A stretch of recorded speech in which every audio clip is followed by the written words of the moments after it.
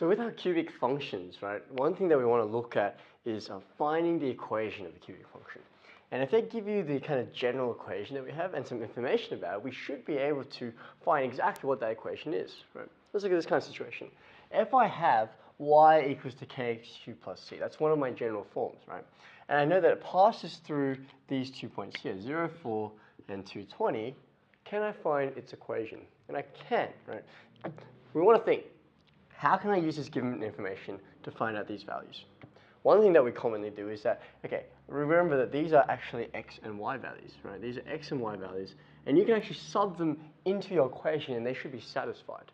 So what that means is if I take this point here, for example, when x equals 0 and y equals to 4, if I put them into this equation, it will be balanced on both sides. So if y equals to 4 and x is equal to 0, I'll get something like this. Now that's interesting. Hang on. Well, if I have k times 0 cubed, that's just going to go away. It's going to become 0. And so you get left with c equals to 4. That's one piece of your puzzle.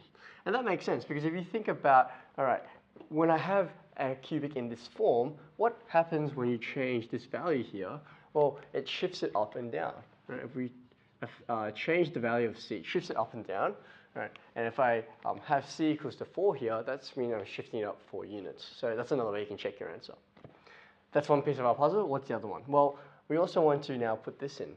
We know that when x is equal to 2, y is equal to 20. And since I know c now, I can actually sub that into my equation. So I have y is equal to kx cubed plus 4, but we'll say when x is equal to 2 and y equals to 20, so let x equal to 2, and therefore y was equal to 20. And so we'll get 20 equals to k times 2 cubed plus 4. And let's just do a bit of simplifying here. And you can see we've got a nice little linear equation here which we can solve. We'll subtract 4 from both sides, and then you get k is equal to 2. Right? And that's your other answer. So what's our equation here? Then we get y is equal to 2x cubed plus 4. And you can sketch that as well, and that would be cubic function which has been kind of made a bit narrower, and it'd be shifted up 4 units. If you want to sketch it out, it would look like this. So here's my y-intercept. Okay. And to kind of differentiate it from other kind of cubic equations, we usually like to substitute in a point as well. So for example, when x equals to 1, if you put that into your equation, you would get y is equal to 6. So that's another way, because the curvature has been affected as well, how you can make that clear that this is this equation here. So y equals to 2x cubed plus 4. All right, other types of questions, right? It doesn't matter what forms they give us or what other information we give us. As long as they give us sufficient information, we should be able to find out the equation. Let's look at another one. When I have a cubic in this form, right, you can see it's in its fully factorized form. It's really easy to identify the roots there. And funny enough, we get this x-intercepts, or the roots, you can think about them, and they're passing through negative 154. So that curve is passing through that point. So we want to try and think about what can we do with this. Well, like I mentioned earlier, right, I know these a, b, and c values already. I can determine them from the x-intercepts. Right. Whatever value of x here makes this equal to 0, okay, that's going to be one of my roots. So I want to think, for example, if one of my roots is -3, so you can think of it as -3, 0, well then what's one of your brackets here? Well, it would have to be x plus 3. Right? Because this is the value of x, which goes inside here, which makes that equal to 0 when you look at f of x. Similarly, we can do for the x-intercept of 2, that would be x minus 2. And for the x-intercept of 5, that would be x minus 5. Okay?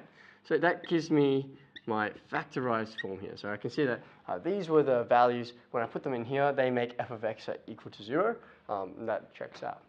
I still don't know what this k is, though. And that's what I want to think about the other information we've given. Well, you know that you've got -1 and 54 as one of the points it passes through.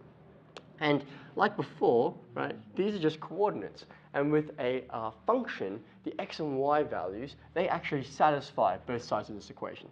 So for your f of x, which is your y value, you know that's 54 is equal to when I sub in a value of x is equal to -1, I'll get this over here.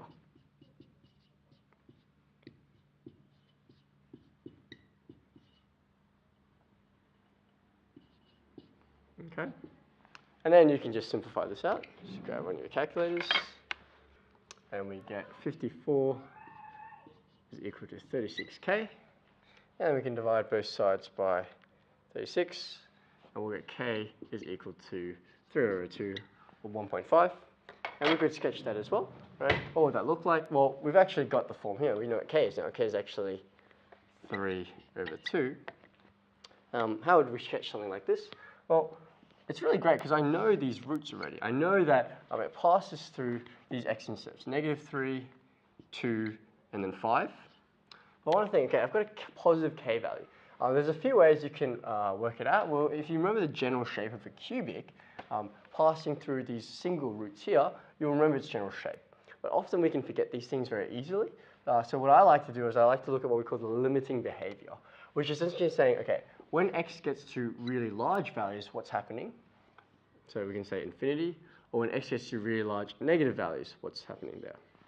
And we're going to examine what's happening at the y values. So we can't put infinity in our calculator, but if you put in like 100 or a bigger number like that, you'll see that it gets quite large quite quickly actually. But if you sub in like x equals to 100 here, you'll find that what happens is you get a really large positive number.